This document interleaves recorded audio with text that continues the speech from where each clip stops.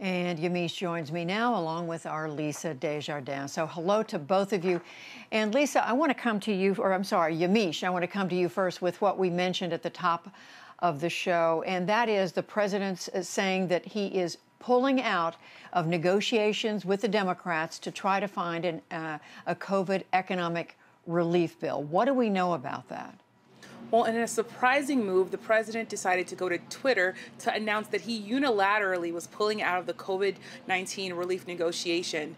And the issue here is that the president essentially is saying that this was a waste of time and that this should not be going on. The president tweeted that he was lashing out at Democrats, and then he also made a promise that I want to share. He said Nancy Pelosi is asking for $2.4 trillion to bail out poorly run, high-crime Democratic states, money that is no way related to COVID-19. Immediately after I win, I will pass a major stimulus bill. Now, it's not surprising that these talks broke down because they've been going on for weeks and Democrats and Republicans were very far apart. But it is surprising that the president is deciding that he's going to do this on his own. This comes hours after the Federal Reserve Chairman Jerome Powell said that he was urging Congress to pass more relief funds because the stimulus, the economy while doing well, needed more help from Congress. He said that it would be tragic possibly if the recovery did not get that help.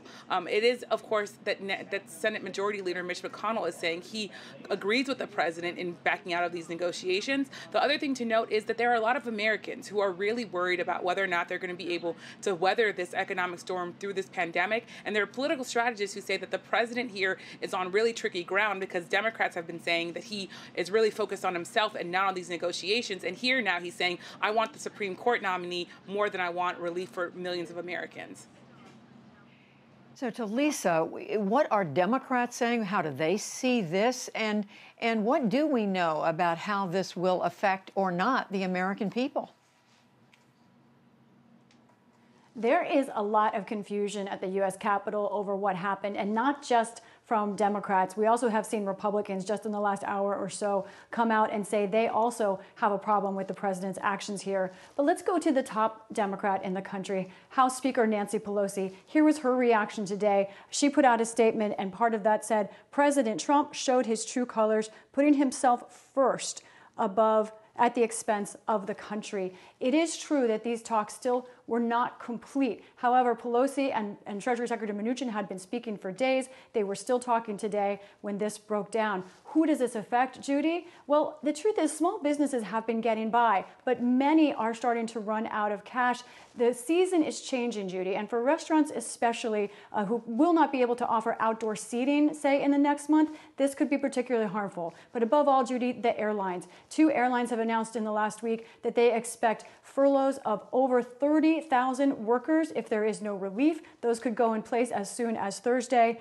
Judy, also so much news today. I want to report that out of the Capitol, we do have a sense of what the COVID kind of position is of the Capitol. The House Administration Committee tells me that 123 positive or presumed positive cases of COVID have been accounted for at the Capitol. But note, Judy, that is since March. So that's over a 7-month timeline. 123 cases. So, Yamiche, back to you. Today, we know the president, of course, still infected with the coronavirus.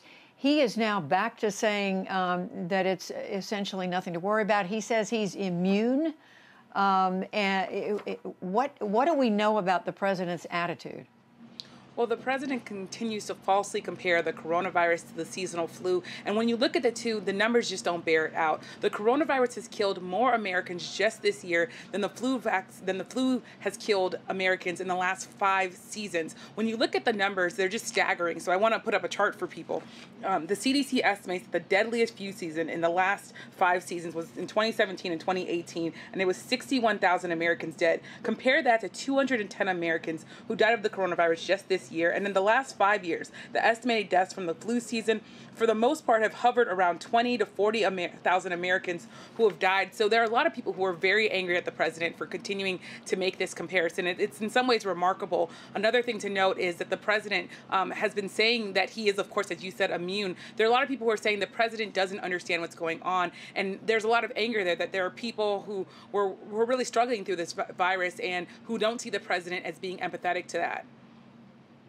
And so very quickly, in just a few seconds, Yamiche, the president painting a rosy picture, his campaign painting a rosy picture, but not exactly what his doctor's saying. That's right. The president's doctors say that he's stable, that he's not reporting any symptoms, but we don't really know exactly when the president got this virus. We don't know how many people could have been exposed. Today at the White House, we found out now that there are a total of 4 White House press officials that are testing positive. So there's a lot of people worrying just in the building right behind me who are very anxious about this. And the president continues to want to put on the face of really confidence when there are a lot of people who were scared. All right, so much to report on. Yamiche Alcindor, Lisa Desjardins, thank you both.